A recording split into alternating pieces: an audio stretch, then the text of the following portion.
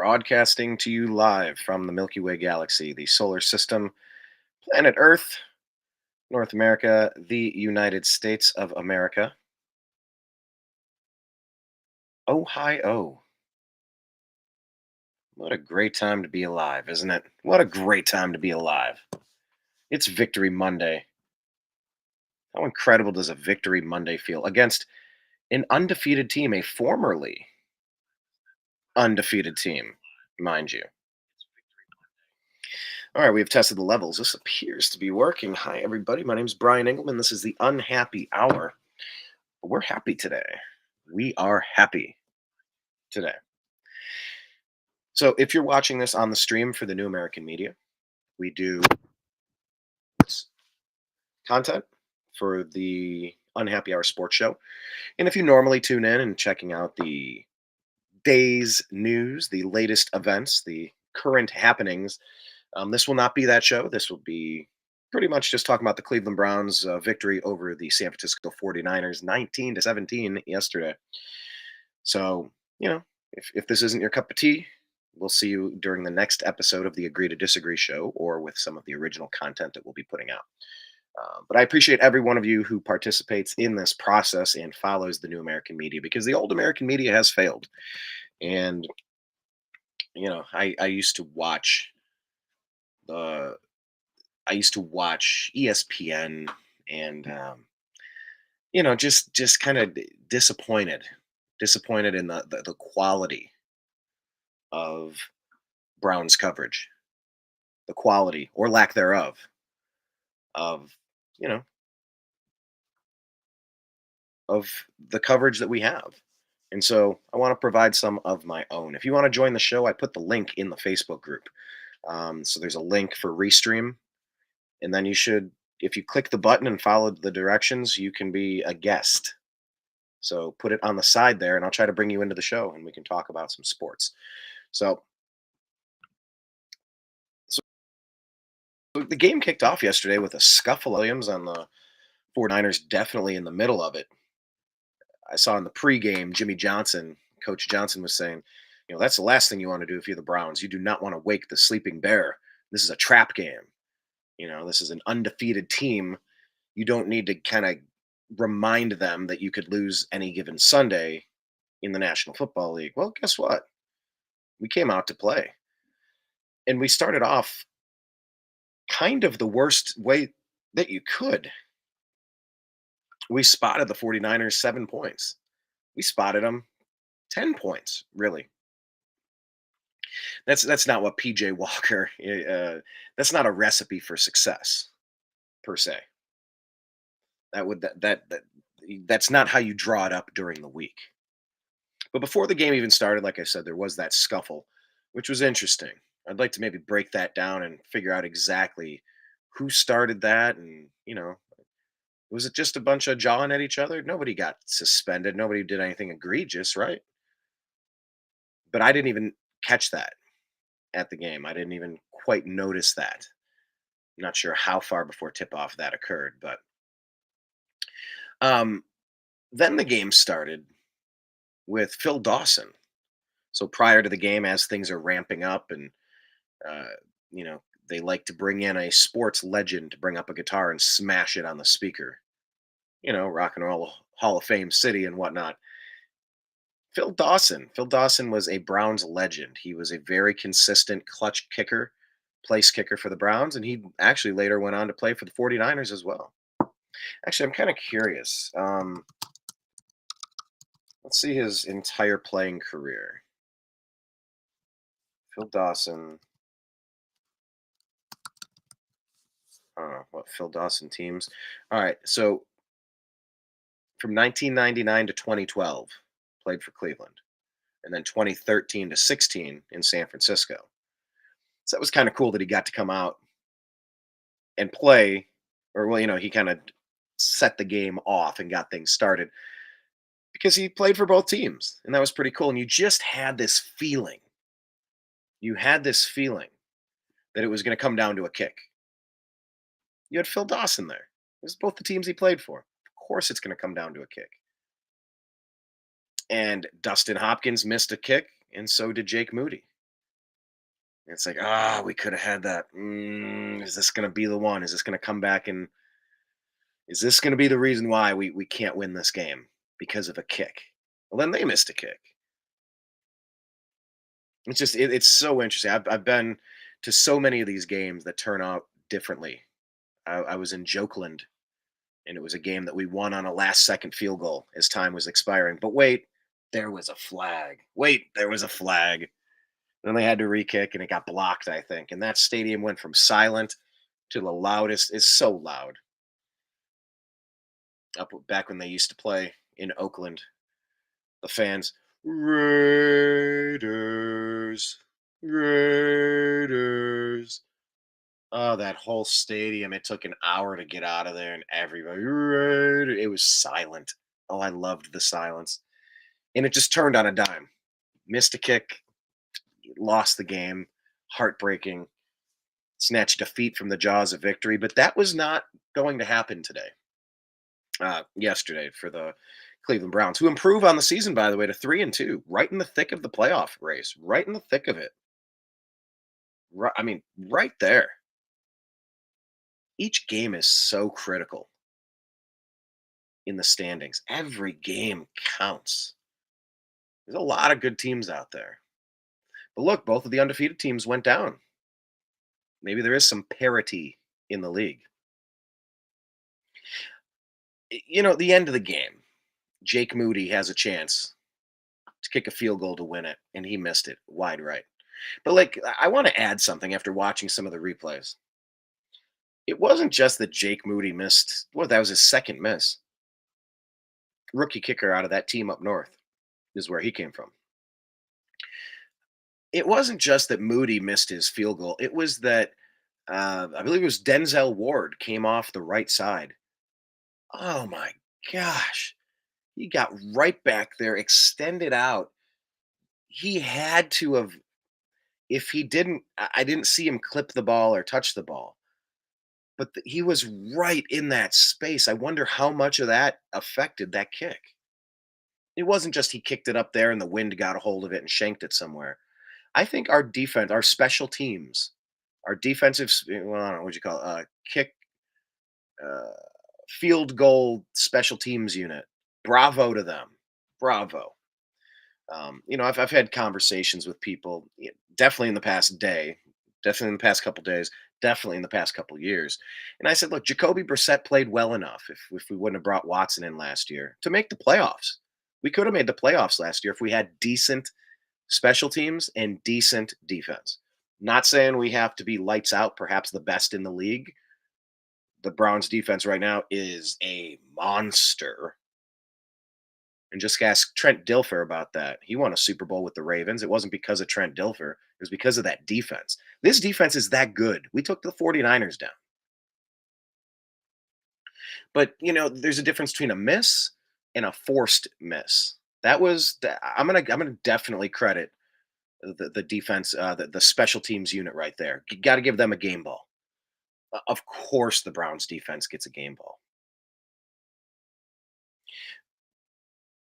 But being in that stadium, being on the other side of all those heartbreaking losses, it was just so different to celebrate, to get the win that they're like right at the end. A previously undefeated team.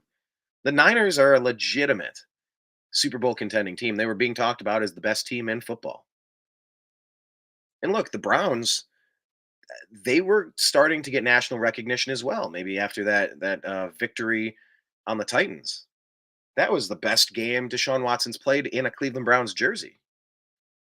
Then, of course, he was injured in that game. Hasn't played since. Kind of got rocked by the Ravens. I saw better play calling this time around. Some of those end around plays. What was it? Elijah Moore. Oh, I like that play on the Browns' first touchdown. It was that Harrison Bryant, taking the direct snap, trying to do the tush push or whatever they're calling it. The Eagles, the Philly. I don't know what they're calling it. The Jalen Hurts. Everybody pushes like a rugby scrum. But seeing that on tape so many times, then they prepare for it and think they know what they're getting, and that turned into a pitch over to Kareem Hunt, who rumbled, bumbled, stumbled into the end zone for a touchdown. I loved watching Kareem Hunt. He was playing with some fire, some tenacity, and really the 1-2 punch between them, the two runs with Ford. It was nice to watch. Now it wasn't Nick Chubb. That's not what we're talking about here. But having Jerome Ford and having Kareem Hunt in there was pretty nice. It got the job done. And there's people that'll say, well, Christian McCaffrey got injured, and there were a few injuries for the 49ers. And you're like, yeah, and the Browns are down the starting quarterback, the starting running back, and two pro offensive linemen. Around here, we like to keep things simple. Turn this No. on. Do. That's why I have Progressive from other companies, even if they're lower than us. So you can choose what's best for your family. Okay, it's on the ESPN app. Jeez. Thank you, Progressive. Doggone it, I gave you an extra mention.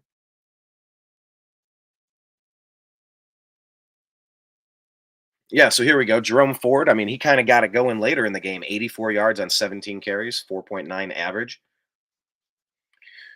Kareem Hunt put in another 47 yards, 3.9 average. Goodwin, I think Goodwin had the end around, actually. I think I falsely, I misattributed that to Elijah Moore.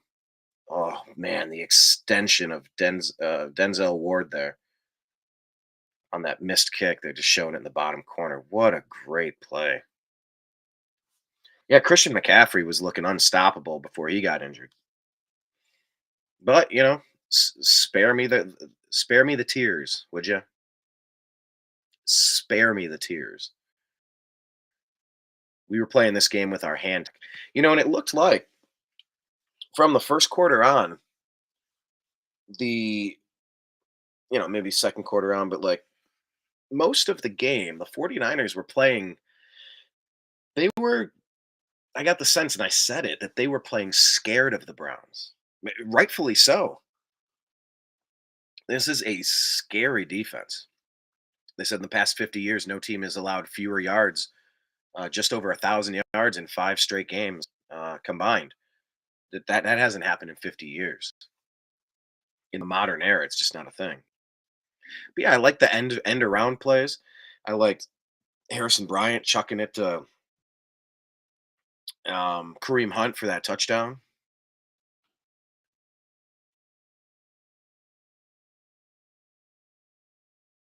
And I just it seemed like Coach Stefanski and Van Pelt that they kind of figured it out now. And look, the margin of error in the NFL is tiny. It's minuscule. If that kick goes in, we're talking about like the world is ending. Like everything would be upside down if that was the case, right? Everything would be down. Margin of error is just razor thin in the NFL. You'll take a win how you can get it. But it feels different. I mean, there were a couple of slant passes, a couple of, screen type sling it outside passes, a couple of deep passes to Amari Cooper. Look, when PJ Walker was letting it rip to Cooper, there were a couple of nice throws there. Now he also threw 2 interceptions and only had a QBR of 24.1. I mean, he threw for under 200 yards on 18 to 34. Not a good percentage. That's less than 50%.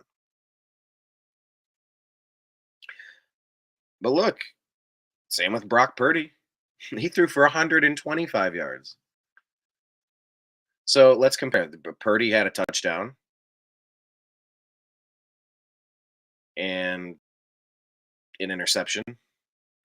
He didn't play fantastic. They said this is the first time that a healthy Brock Purdy has lost a game in the NFL, courtesy of the Cleveland Browns.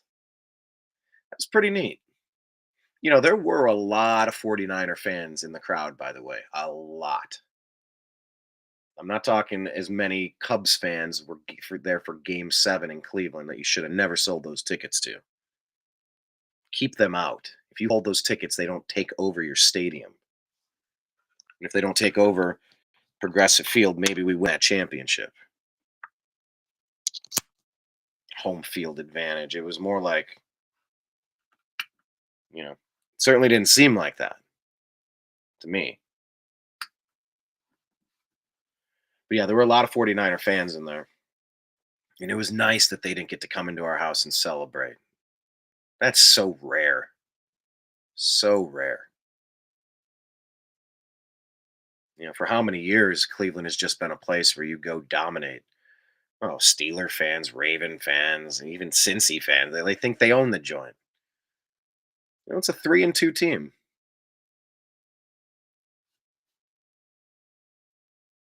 3-2. Yeah, Mari Cooper quietly. I mean, he had over 100 yards receiving. David Bell, by the way, big shout out to David Bell. That was a 4th and 4 in the fourth quarter.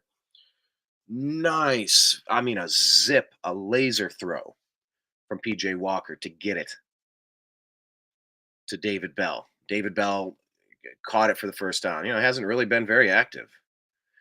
We got quite a few players that aren't very active. Donovan Peoples-Jones only got targeted once.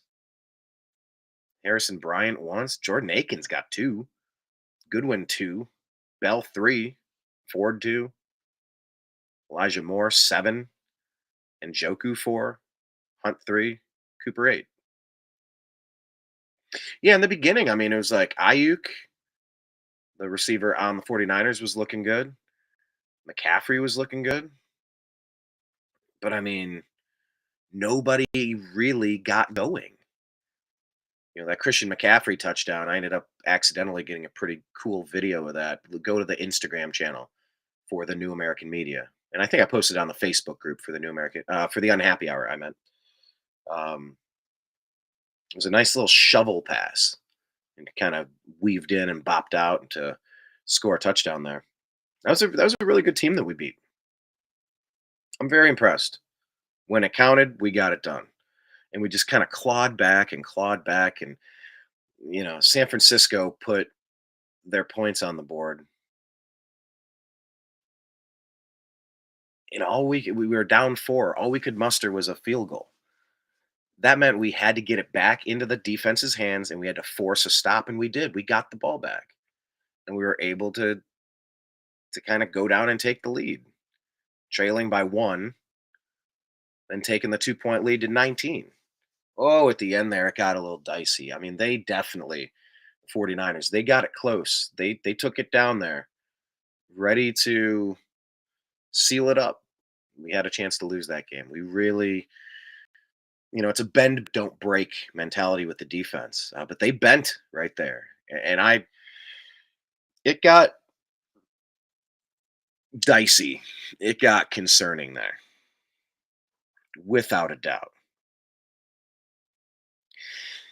But we were able to survive. It just the difference between 2-3 versus 3-2, night and day difference. So vastly different. It's not even. I mean, even with the injuries, the sky would be falling in Cleveland right now if we weren't able to get that win. And that might not be accurate. You might just be looking and go, hey, the 49ers, they're a 6-0 team, and we're banged up. We got all these injuries. But how nice is it that we get to say something different and just turn the narrative, turn the story into, hey, you know what? We have an elite, perhaps historically fantastic defense that we could ride to a Super Bowl championship. We really do. So now, whether it's PJ Walker or whether it's our other backup quarterback with all the initials, his name, or Deshaun Watson. I saw that maybe Deshaun Watson would be coming back as early as next week. I don't know. But if we can just get somebody to get us a couple of points, a couple of touchdowns, Look, 19 points was enough to get it done. Somehow, some way.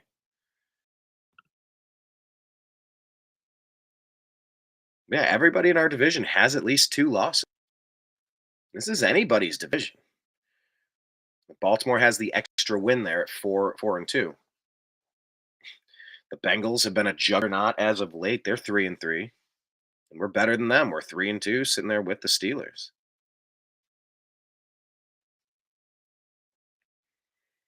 It's so weird to think of the Jets being a 3-win team at this point. After Aaron Rodgers went down, you just expect that they would be, 1-5. Look at the Patriots at the bottom of the division. We were talking, hey, at what point do we have to bring in a head coach that has a pedigree, that has some sort of uh, experience winning playoff games and winning championships? The Sean Payton experiment. We'll see how that goes in Colorado. It doesn't appear to be going that well for in Denver. But legacy is such a weird thing. Just a couple years after Tom Brady, and you're looking at Bill Belichick differently, and it's like, huh, you want a return to home story? You want to be a hometown legend? Not that Bill's hometown is Cleveland, but he started his career off in Cleveland as a head coach in the mid '90s to the snake bitten franchise to come in and win a title like that. You want your name at the top of Mount Rushmore. That's how you do it. You do legendary stuff if you want to become a legend. Big time players make big time plays in big time games. But yeah, we're one missed kick away from maybe having that conversation about the head coach, injuries and all. But luckily, that's not our lot in life. That's not what's happening right now.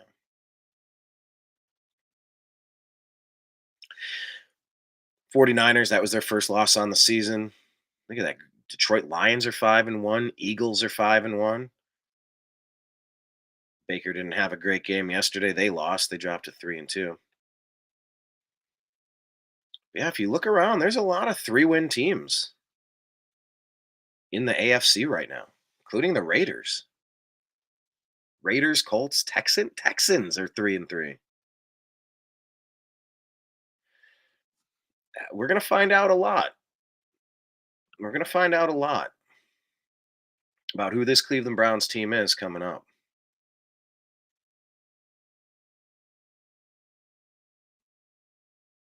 3-2.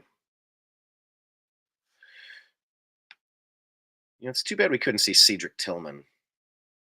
I was really hoping we could see him on the field doing some stuff. He's been out, but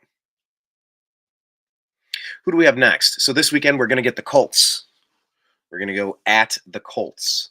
That's a 3-win Colts team. And they got their running back now, Jonathan Taylor. And the Seahawks, Cardinals, Ravens, Steelers, Broncos, Rams, Jaguars, Bears, Texans, Jets, Bengals. How many of these games can we win? I know we like to do this thing where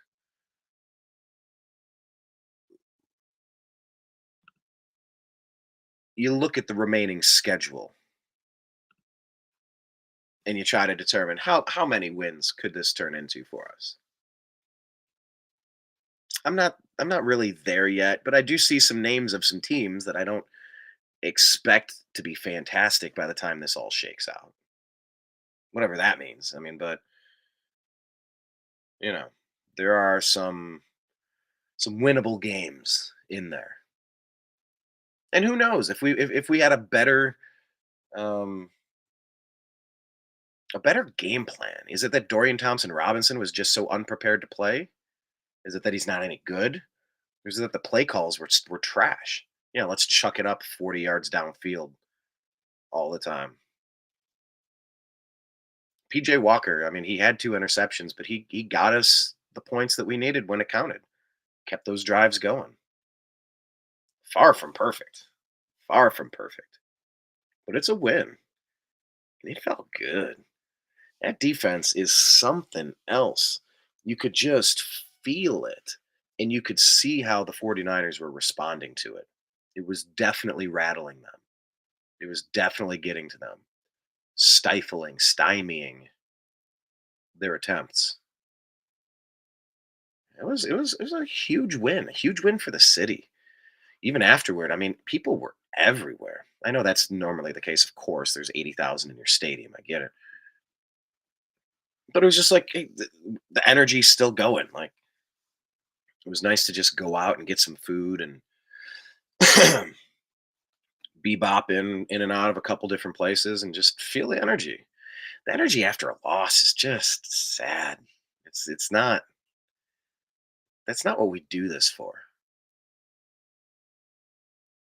It's just big for the city. And I do constantly, I think back to the whole Baker Mayfield situation and what happened and what went right, what went wrong. And I think about it, and I one of the unexpected or maybe underappreciated, unheralded components to that whole situation, how that played out. I think it was that during our playoff season, when we went into Pittsburgh and beat them and retired Big Ben in his house, we retired Heinz Field in his house. Like that, the Browns ended that. Big Ben didn't play again, and Heinz Field was done. They changed their name. I don't even know what they're called now. But I think back. It was that year that they were playing the games, but they weren't having fans. They were having a very select number of fans. And just that whole time, the stands were empty or mostly empty. And Cleveland was like the fans were just robbed of that opportunity to. What was that? A 9-win team, a 10-win team? I can't remember how many wins we had exactly. I just wonder how things could have been different if 80,000 people were watching us win over and over versus, yeah, you watched it at home, but it's different than being there live. It's different than the energy that you give them and they give it back. And it's just it's a powerful battery system. After all the Browns have taken from us all of these years, you got to recharge the battery. You can't just take. You got to refill. So I just wonder how things would have been a little different if instead of so many fans being there in person to watch, I don't know, 3 or 4 Baker's terrible games with a torn labrum and all that jazz, versus people watched 9 or 10 wins and took us to the playoffs and did well. This defense is capable of winning a Super Bowl if we can get competent play at the quarterback position. We have 2 running backs that can play, and we're down. Look, we're down. We're down Jack Conklin. We're down Joel Batonio. That's not ideal. We're dipping into our bench. We're dipping into our reserves, our backups. But that's why you have 53 on the roster. You have to anticipate that this is going to happen a little bit. So good on them. Good on the Browns offensive line coach and the Browns organization to have people ready to go to step in and fill in. Signing Kareem Hunt back when Nick Chubb went down. I enjoy having Hunt back. He played, it's almost like he is the heartbeat of that team. You could feel it with the twists and the pushing forward and extending these runs and dragging people with him. It's just like watching the Ultimate Warrior or somebody in wrestling, and they just start shaking, and the whole crowd gets fired up by it. And we've had to the Cleveland Browns organization needed to make some on the fly decisions with the roster with all of these injuries. And you got to give them credit. They saw what happened with DTR, and we went out and got somebody else and said, "Hey, man, we need something better than that. Can you do better than that?" And he 2 interceptions, not good, but he did enough to get the win. Could DTR have done that? I don't know. I don't think he was necessarily put in the best position to do that. And let's face it, the Ravens played a great game. We got beat by a better team, 2 weeks ago, our last game. And their defense is tough. Their defense has always been tough. I even had to give credit to Lamar Jackson. He played one of the better games I've ever seen him play against us. Pinpoint passes, and then I think he ran for 2 touchdowns as well, 1 or 2. So look, the story of this season It's starting to take shape. How the front office has had to navigate very significant injury situations is going to determine and dictate our final standing, our final record, of course. After this win against the previously undefeated 49ers, huge, huge. Man, it was so close to not being that way, but I just want to stay positive. I want to enjoy this. NFL is so similar, so much parity. Some of these teams are so similar in talent. You make a 53-man roster, you can play. Any of these guys can play. Story of the Cleveland Browns 2023 is also going to be, let's face it, about the health of Deshaun Watson. Like, if we could get him back and get his arm right so that we could win, so that we could go out there and win some games with him, what a boost that would be to this team right now. Think back to how well he played against the Titans. We've had, questionable play at quarterback for the past 2 weeks. Wouldn't it be nice if that could solidify? But maybe he doesn't come back this whole season. That injury, he was cleared, but then he couldn't play and then he wouldn't play or whatever the case is. We're still trying to understand exactly what's going on. For a minute, it seemed like Stefanski was throwing his quarterback under the bus. I'm like, I've seen this movie before. I have seen this before. It's exactly what he did to Baker Mayfield. Made him the scapegoat, just to try to squeeze a couple extra years out of your contract before you got canned. Blame it on the quarterback. That'll buy you a couple years of reset, won't it? I digress. The story of the 2023 Cleveland Browns is going to be about a juggernaut of a defense. We got 5 games in. Yeah, 5 games in now. Roughly a third of the season. We kind of know who they are. And they're nasty. If we could shut down the 49ers like that. Oh. Who's already envisioning a Cleveland Browns, Miami Dolphins AFC Championship game? The juggernaut offense versus the juggernaut defense. The immovable object meets the unstoppable force. I don't care who we play as long as we win the Super Bowl. I don't care who we play. But wouldn't that be interesting to just kind of have that type of a dichotomy? I think it's neat. I think it's cool that we have a chance. I think it's cool that we're fighting, we're scrappy. And we still have not tapped the full potential of what this team is capable of. We just haven't. You just watch and it's like we're close on a lot of plays. You see glimpses. The running a crossing route, running a slant, a quick slant, bang, bam, zipping it to Amari Cooper, getting open, and then that juke move. If he had just a little more speed, he could have taken that for the full touchdown. Because man, he got him with the hips. Amari Cooper had it, got that long pass, kind of faked like I'm going this way, and he did like the hip, just spun him around, and on the sidelines, great catch from Cooper. I mean, is Cooper the number one receiver you were hoping for, or is he? I mean, in some ways, it's exactly what we need. He's consistent. He's reliable. He's steady. He quietly gets you 108 yards. Could have been a touchdown on one. I mean, like, he's solidifying that wide receiver space. Remember how excited we were with Odell Beckham and Jarvis Landry? It just never worked here. It just never worked. Glimpses here and there. I mean, a lot of times it seemed like Rashad Higgins was the number one receiver on the team. It was almost like he knew the timing to be in the right spot at the right time, and Baker knew to get it to him.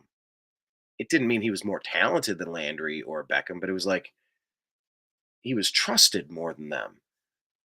But we had talent around. It didn't click. They couldn't make it click. So even with this Browns team, it's not like we've ever seen it fully click on offense. My God, it's clicking on defense.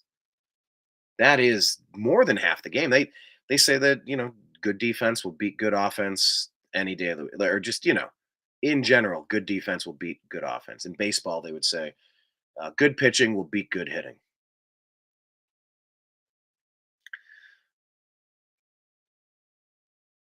And that just puts us in a position where we have the opportunity to win the division. Ravens beat us. We got it. We got some work to do there. I mean, look, it's a tough division. But so what? To be the champs, you got to beat the champs. And people wanted to crown the 49ers already. No crowning today. There's no crowning in football. There's no crying in baseball. There's no crowning in football. So, I'm going to I mentioned some game balls, but like, let me, Orosu Koromoro, Joker, Jok. He was flying around yesterday. Oronk, I'm not even saying these guys' names right. I gotta learn. I gotta learn all of these Browns players' names. But the defensive line, I mean, they were active. They were mixing it up, making things happen. I saw a lot of spin plays. So yeah, Miles Garrett did not get his sack, but you don't need it. There's a lot of pressure. There was that one Brock Purdy interception. Miles Garrett came off the corner, worked his way around, reached out his arm. I I watched it several times. It looks like he might have got the wrist or the ball and changed the trajectory there, which led to an interception directly. That's huge, no matter who you are. Not everything, Miles Garrett has been accused of padding the stat sheet and maybe only caring about sacks. Maybe some of that is fair, maybe some of that is unfair. Maybe the actual answer could be found somewhere in between. Because sacks are always going to be one of those dynamic, those numbers you look at game to game, comparing them to the season leaders, if you will, and just it's a measuring stick. But it doesn't tell the whole story. It's a snapshot of a movie. Movie's 90 minutes long. You get a snapshot, a frozen frame, 1 second out of 90 minutes that have 60 seconds per minute. But there's a lot that's going on that isn't going to show up on the stat sheet. Just the feel of the game that San Francisco was scared of that defense. I felt it the whole game after the first quarter, after spotting them 10 points. You could feel that. It's not a score sheet thing, but you could feel it. I guess you can look at like the lack of production. The Browns had double the offense. I don't know how it eventually shook team stats. Okay. Eh, I mean, it evened a little bit. 215 total yards on offense versus Cleveland's 334. At one point, the Browns were doubling them up. They got it. They got a few extra, especially later in the game, trying to when we were in our prevent mode. I mean, that's enough to win, except for those two damn turnovers. But when you get pressure and you force them into bad decisions, that doesn't show up in the stat sheet. But man, it shows up at the end of the game. Not everything can be counted in sacks or touchdowns or QBR because the QBR was not fantastic for Pete Walker, but he got it done. Doggone, got it done. It wasn't just that Moody missed his kick. It was that special teams put the pressure on. Whoo, Denzel Ward got in there. I don't know how he missed that. But he doesn't have to touch the ball to impact the play. And it went wide right. We'll take it. That wasn't an unforced error. That was something we put pressure on. And when you're getting pressured, that's things happen. That's why you do it. So, game ball to special teams, game ball to Denzel Ward, game ball to the defense. Coach Stefanski, look, you called a better game. it felt like a more reasonable game plan than what you threw DTR to the Wolves 2 weeks ago. Oh, it felt way better than that.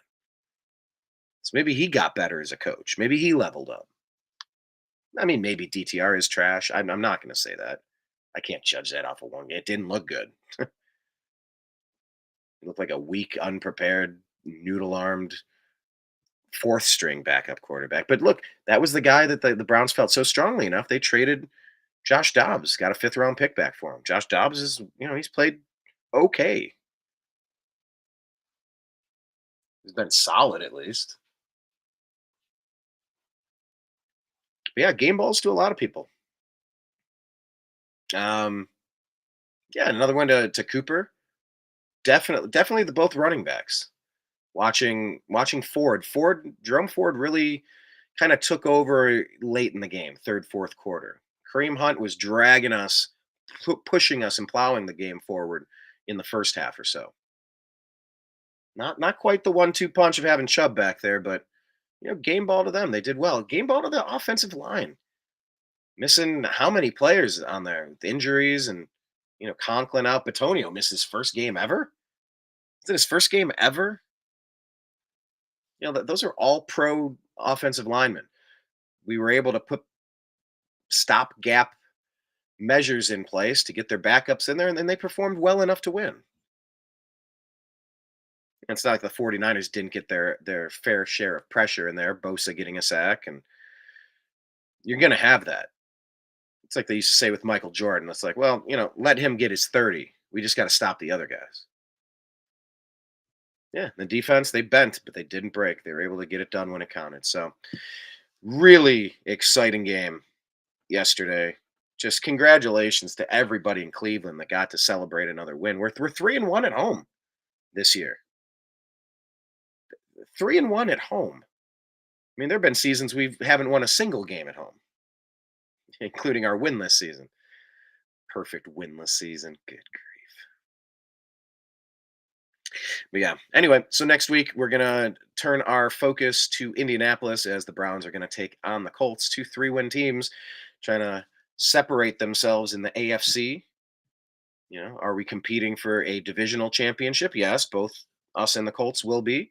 And also, we're in direct competition for that wild card. So it's going to be a huge game with huge repercussions. It's a theoretically winnable game. I think a lot of people went into yesterday uh, against the 49ers kind of writing it off. It's like, and I got to admit, I was trying to be really even keel and not have super high expectations. I didn't think that would be great for my mental health to go in and expect great things with so many injuries against such a great team. But I did. I tried to stay as positive as possible. And look, we did it. It's just why not keep a positive mental attitude while we can for this team? I don't know. It doesn't take anything. It doesn't take energy to try to look for positives instead of only relying on negatives. And I will be the first person to admit I get wrapped up in the negatives and the complaining and the armchair quarterbacking and the second guessing, the Monday morning quarterback. All of us, we're the smartest people in the room. If we were coaching, we would have done that. No way we would have done that. It's like, some of that's pretty unfair, but it's also fun. Screw it. Like, we are football connoisseurs. We've watched hundreds and hundreds and hundreds of games. We know the game as well as anybody else. Now, maybe not exactly as well as Bill Belichick, who studies film for 13 hours a day. But in another regard, who cares? We all know how to play football. We all know how to coach it. Yeah, the Monday morning second guessing, it's just not existent. It's non-existent after a win. And it's smart. It's smart to, we're going to look at the game film and we're going to see the David Njoku touchdown that got taken off the board with the Wyatt Teller holding call. That could have, it wouldn't have been this close. It wouldn't have needed to be this close. We would have had an extra 7 points. That'd be 26-17. And I've said it, the vibe in the stadium, something that might not have come across on TV, although maybe it did. I don't think it could have come across exactly accurately um, as I felt it to be in watching it live. The officiating was strange. It was just confusing to the point where a penalty was called on the Browns and we marched it back 10 or 15 yards. Then on the Jumbotron, they show it. It's clearly a penalty on the 49ers. Then they huddled up and said, "Oh, I guess we're going to walk it." They moved it back 30 yards, what, 20 or 30 yards from, "Oh, sorry, we took it the wrong way." How did you get the play exactly the opposite of what it actually was? There was a feeling in the crowd that the refs were trying to control the game, that they were trying to manufacture a 49er victory where we were beating them in all aspects of the game. It just, with all of the gambling apps, with all of the money that's being spread, that's been going on in Ohio for a long time. And in Kentucky, I just got these apps. I haven't signed up for them yet, but it's like, oh, place a $5 bet. We'll give you 200 free dollars. It's like, yeah, well, if it's 200 free bucks, maybe I will dabble. It's like the seventh grade drug dealer. It's like, hey, take a hit. First one's on me. I'll get you nice and high. Just come back to me when you want some more. You get them hooked. So I'm not a fan of gambling in general and the degenerate culture of sports gambling. Although I do play fantasy football and I enjoy that back and forth, and that's gambling. And it's you try to set a roster, you try to make some trades, you try to pick up good players and draft good players, but it's a lot of luck. People think there's a rhyme and a reason to beating these sports apps. Yeah, I'll go on DraftKings and I'll make my mortgage.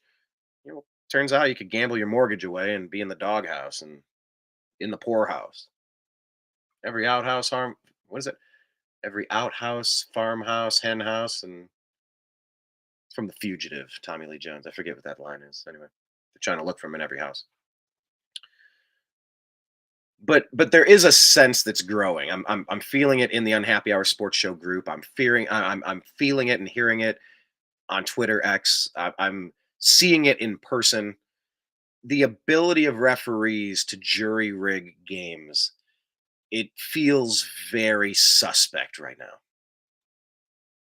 There were a lot of things where it felt like the referees were going out of their way to keep the Browns from keeping momentum, giving the 49ers some extra chances.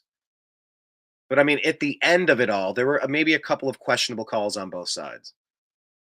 At the end, it did kind of balance out, but it was really weird in that second half. A lot of strange, confusing penalties. So that's just something to keep an eye on. I'm predicting that there's going to be a massive RICO investigation with these referees. We saw Tim Donaghy with the NBA. He was point shaving, trying to keep, so Vegas, if it's a 4-point spread and we got to keep it close, or it's been insinuated the toughest game that you could ever try to win in the NBA is a closeout game in the playoffs. They want them all to go 7. It's almost like it's not about the competition, it's about the entertainment value and the advertising revenue. If you have a 4-game series, you can only advertise Pepsi and Toyota trucks 4 games versus 7. Of course you'll make more money if you have more product. So some of that is obvious, but the more that gets the more infiltration that gets into the game, the less fun it is to participate and to care. Because if it is all rigged, then why are we even watching? Why are we participating in this? So I'm encouraging the NFL to get its act together and really be careful about this. Maybe they've always been rigging games, and that accusation has been made for a long time. And the NFL did just come out and change just a couple of weeks ago. They changed their betting policy. They said if a player is, what was it? They doubled the suspension time if a player is caught betting on their own team. That was the big Pete Rose thing. It's like, well, he bet, but he didn't bet against his team. What's wrong with betting on your team to win? Michael Jordan did it all the time, allegedly. That guy, you talk about degenerate gambler, look him up. That may or may not have played a role in his father's untimely demise. and his subsequent banning from the league. Or, he just quit at his apex to go play some baseball with the White Sox. Sure. But it's a finger on the pulse thing. I get a sense that there's a simmering story that may come up. But if this is nationwide and all these gambling apps are doing whatever they can to get you hooked and extract as much money from you as possible, because look, they don't build those fancy hotels in Vegas off of winners. They just don't. I, just keep your eye on the referees. And they say in football, you could call a penalty on every play if you wanted to. So it really just comes down to what are the plays that matter. On the David Njoku touchdown that was taken off the board, it was Wyatt Teller going. He was on the opposite side. His holding call, air quote holding call, which maybe he may or may not have actually deserved. It didn't really even impact the play. So what are we doing? Why did that have to take 7 points off the board in a game where there were only a handful of touchdowns? Everyone is crucial. Just something to keep an eye on. Another game ball to David Njoku. While we're talking about it, he had a touchdown taken off the board. It would have been nice if he got that. The guy burned his face off. And he's still playing. He's toughing it out. That can't be pleasant.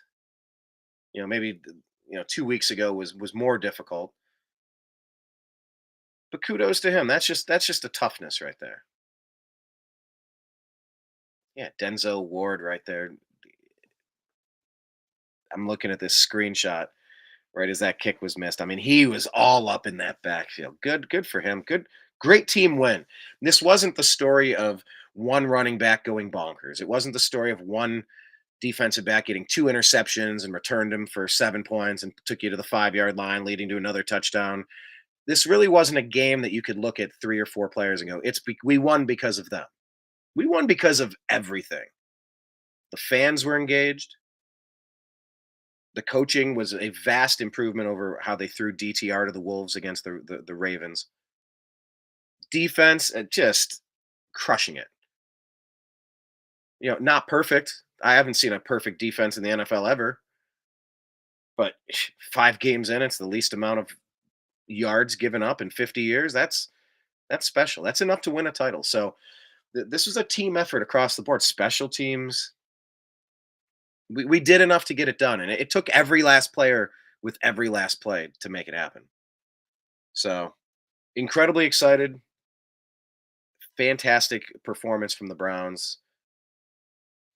Giving the fans something to be happy about, something to be proud of, something to be content with, and it's just fantastic. Just such a fan. So Colts are coming up, and leave your comments, leave your thoughts, subscribe in all the places, the podcast, just search the Unhappy Hour Sports Show everywhere. On Spotify is the podcast, and youtube.com/the Unhappy Hour, and find us, follow us, and engage on Facebook. It's the Unhappy Hour Sports Show, a support group, private group. Join the group. We talk all week long. And on Twitter X, we are at the Unhappy Hour _. So, whew, great game, great win. Congratulations, Browns. You earned it. You deserve this. Enjoy it. And hopefully we can keep it going next week. Hopefully we can keep it on track against the Colts. There are no easy games in the NFL. So let's see if we can keep leveling up and keep consistent on defense and keep improving on special teams, because if you get the core components down, you can go far in this league. And when your defense is lights out, when it's automatic, you got a shot in every game. Even with subpar quarterback play, you can still survive it and win. Bravo. Good job, Browns. All right, I'm signing out. I will talk to you later. I appreciate you. I love you. We'll be back soon. Take care.